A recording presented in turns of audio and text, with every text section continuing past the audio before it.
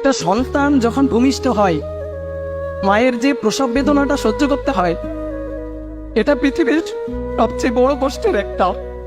তোমরা সবসময় দেখবা মা এই প্রসব বেদনাটা সহ্য করার পরেও হাসি মুখে এটা মেনে নেয়। তোমার হাজার দেওয়া কষ্ট সবকিছুই মা হাসি মুখে মেনে নেয়। তোমরা মাকে কখনো কষ্ট দিবা না।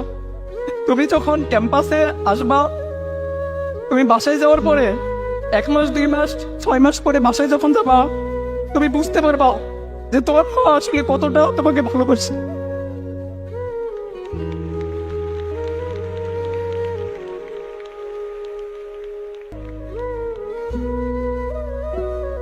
সবসময় মা বাবার খেয়াল রাখবা।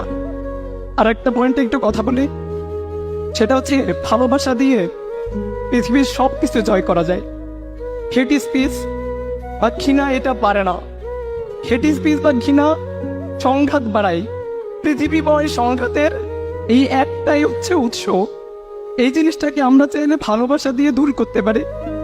তো তুমি সামনে একটা ক্যাম্পাসে যাবা, তোমার 64টা জেলার বিভিন্ন ধরনের সহপাঠীদের সাথে তোমার পরিচয় হবে।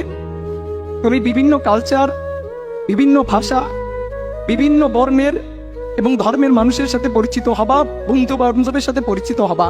তোমার একটা সুন্দর ফ্রেন্ড সার্কেল হবে। তুমি কখনো এই ফ্রেন্ড সার্কেলের জন্য কষ্টের কারণ হয়ে দাঁড়াবা না। এইটা তোমাদের কাছে আমার আশা বা তোমাদের কাছ থেকে আমার চাওয়া, একটাই অনুরোধ আর কি। যে হাতে আমি তোমাকে পড়াইছি, যে হাতে আমি তোমাকে কলম দেখছি, ওই হাতে আমি ভবিষ্যতে কখনো কোনো রক্তের দাগটার দেখতে চাই না। তো এই জিনিসটা তোমরা মাথায় রাখবা, যেন আমাদের বাংলাদেশের ক্যাম্পাসগুলো সুন্দর হয়। ভালোবাসা দিয়ে ক্যাম্পাসগুলোকে ভরায় রাখবা। সবসময় চেষ্টা করবা কোনো একটা বন্ধুর বা কোনো একটা সহপাঠীর কিভাবে সামান্য হলেও উপকার করা যায়।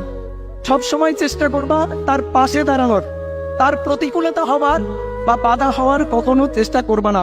হয়তো সাময়িক লাভ পাবা কখনো কখনো, কিন্তু একটা লং রানে গিয়ে তোমার ভবিষ্যতে একটা বড়সড় ধাক্কা খাবা এবং একটা সময় মনে হবে যে তুমি আসলে অনেক বড় একটা ভুল করে ফেলছো।